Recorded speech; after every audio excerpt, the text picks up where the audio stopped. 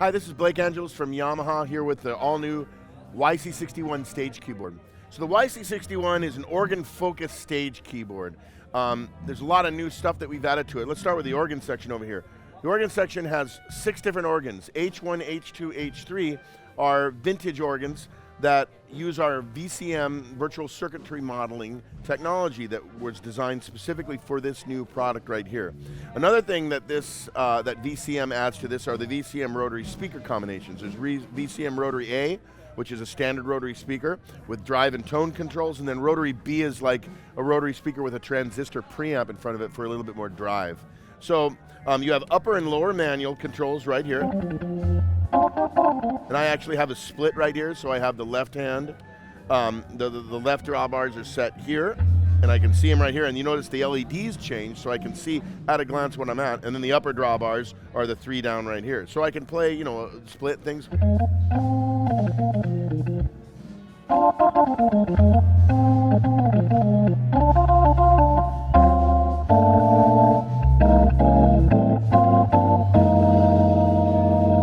Rotary speaker controls are right here.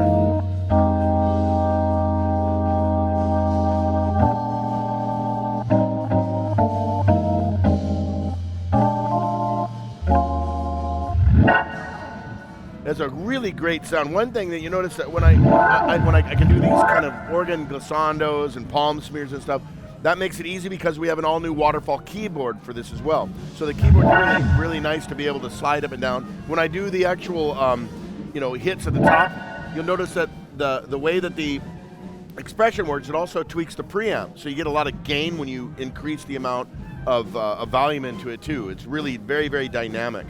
So these H1 models, H2 has a little bit more leakage in it. H3 has a little bit of, just a slightly different sound. Each one of them is a little bit different character, different kind of condition of the vintage organ I have in here. Now I'll show you some other things in here. I can drop into the settings, into the sound, go to organ settings and adjust things like the leak level. So if I want to hear a lot of leakage there, or I can completely pull it out if I want to. And I can adjust anywhere from 0 to 127. Same thing with key click. If I want very little key click, I can put it there and I have no percussion on it. Or I can put a lot of key click and anything in between. So you have some places to start here and then you can kind of tweak it from there. You have 3 different settings of vibrato and chorus, like you'd expect. You also have second and third percussion, slow and fast, and normal and soft for the percussion. So here's without the percussion on. With a little bit of key click, I'll pull the key click down a little bit. Now I'll put on third percussion.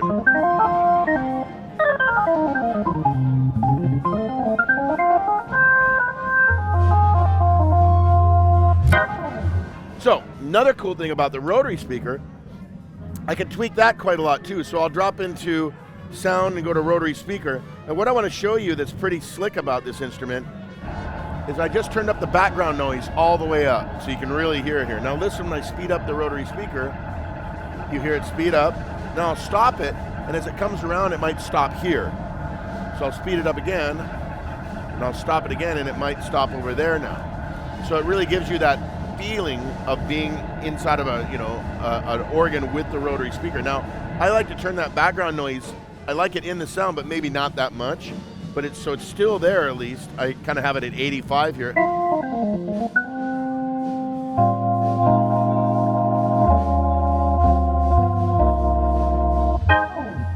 Now on the rotary speaker, I also have the drive and tone control. So if I turn the tone down all the way, I get a darker sound. Or if I turn up the tone all the way up here, I get a brighter sound. Or I can turn the tone all the way down and maybe increase a lot of drive.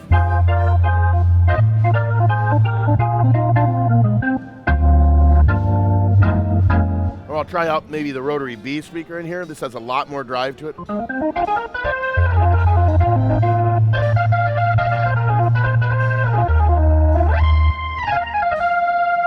maybe with the H3 organ.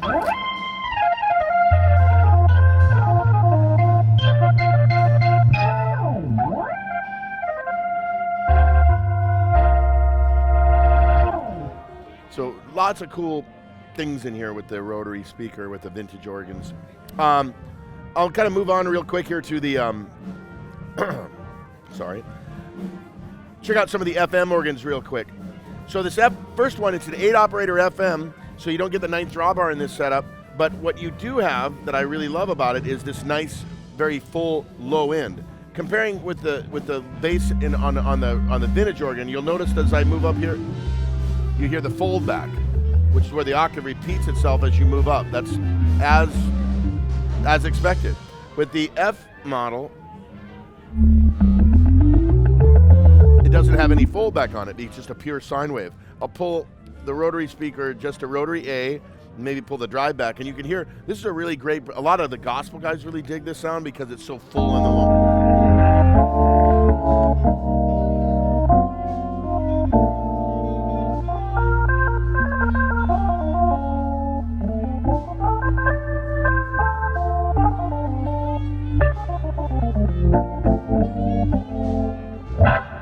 Still has a nice vintage sound because of the cool VCM rotary speaker. Okay, so other stuff in here for the F2 real quick. Combo organs, British combo organ. Now I have different simulators for this, like the lead sound here. So I have a lot more drive if I want to run it through more of a amp sound as opposed to a rotary speaker. Or I'll go to let me select F3. F3 is more like the Italian sound, so more of a kind of a sawtooth waveform.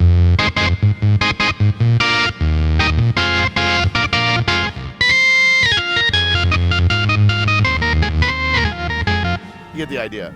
So that's the organ section. Next thing I'll show you is, let me move back here a little bit. Actually go the other way. I'll play some of the pianos that are in here as well. So now we're into the keys section here. There's 2 key sections, keys A and keys B. They both have their own independent effect processors as well. I should point out some of the effects in here too. This effect is kind of like I call the utility effect. I can point it at any of the sections if I need a third effect that runs in this section or something to add maybe to the organ. Your speaker amp section is where the rotary and the other amplifier stuff in here. And then reverb that you can send to all 3 of them, and then a 3-band EQ with sweepable mid over here. So we'll start with the piano. Now, this is a waterfall key action, but I find it really easy to play a piano on it really easy.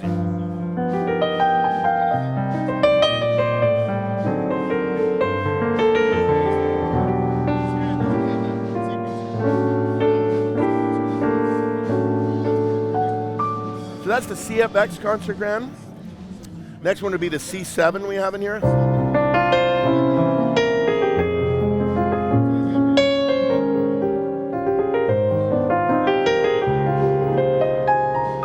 It's got a really nice kind of soft layer, but it also has the ability to really cut quite nicely if you want to do more gospel kind of things. C7 is really a awesome piano for that. But it also has this nice soft layer as well. There's also a U1 upright in here. I'll move on to kind of some of the RD models in here. Here's one that's RD.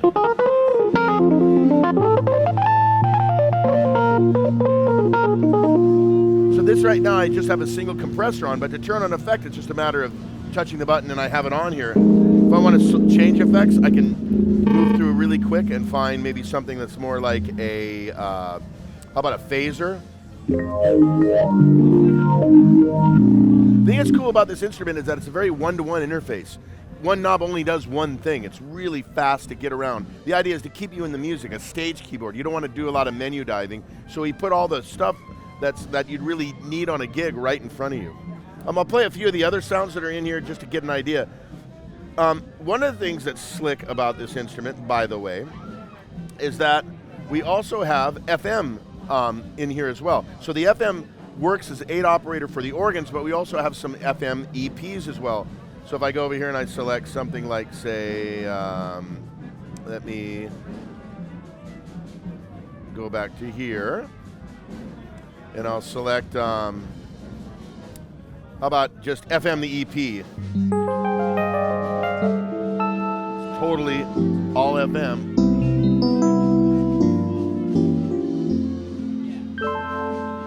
With a little bit of reverb in here if I want to add something like, one of the choruses in here is the 816 chorus from the TX 816.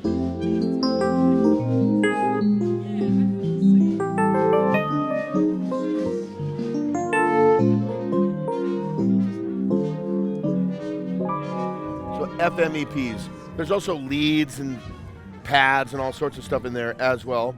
I'll play a couple other sounds in here. One that I like to show a lot is this, just this guitar sound.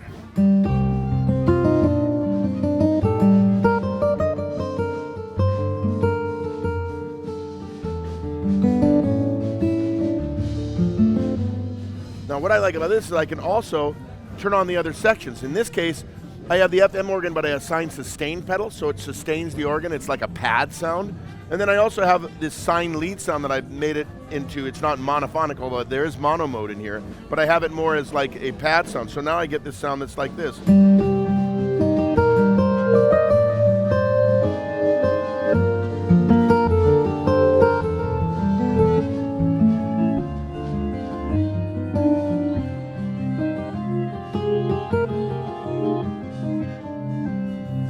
That FM organ that's back there, it's kind of functioning now as a pad that I have with my sustain pedal. So that's kind of a brief thing on the sounds in here. Let me just talk about just the overall instrument here. For one thing, it's 16 pounds, 7 kilograms, really light. I can sit here and hold this all day long. So designed to really, go to the gig. It's a gigging keyboard. It's also, though, even though it's lightweight, it's made out of metal. It's an aluminum alloy chassis. It feels very strong. One of the things that's cool about Yamaha is that we have a lot of metallurgy resources that we get really from our motor division. So in the same way that for a race bike, for example, they want to figure out metals that are really lightweight but really strong. Well, we can take some of that technology and put it in our keyboards, and that's why this is so lightweight yet still really, really sturdy. It's a USB audio and MIDI output.